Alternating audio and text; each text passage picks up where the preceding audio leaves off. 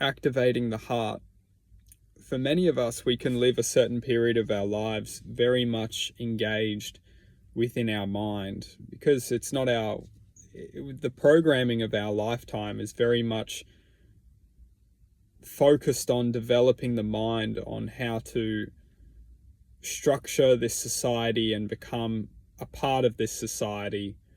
And ultimately, what many of us strive towards is becoming successful within this society.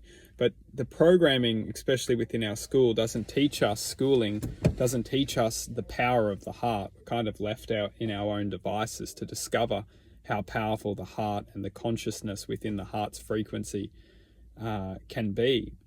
Because ultimately, when we set a focus within our heart, and how we do that will be unique for every single one of us, it's more activating the heart, so then we can just feel the emotional frequency within our heart and not be afraid of it, not be ashamed of it, not be scared of it, but to embrace it and to heal any neglect that our mind wants to focus our attention on.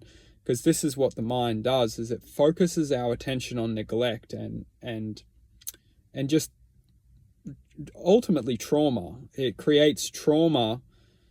Our life experience creates trauma, and then the trauma effectively blocks our being from accepting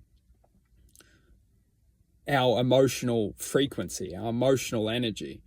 And it kind of creates this barrier from us to be able to embrace the emotional energy. We almost hide from it. We almost can't stand it to an extent. And this manifests an experience of our lives of ultimately many things. However, a lot of the time, this emotional frequency within us is ultimately trying to teach us something.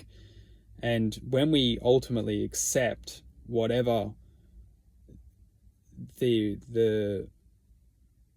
experience is, or when we learn to accept whatever our life has brought us to in this moment, when we can accept it, embrace it, and ultimately find love for it, this is when our heart will start to activate. Because what it's doing is it's cleansing any emotional blockage which is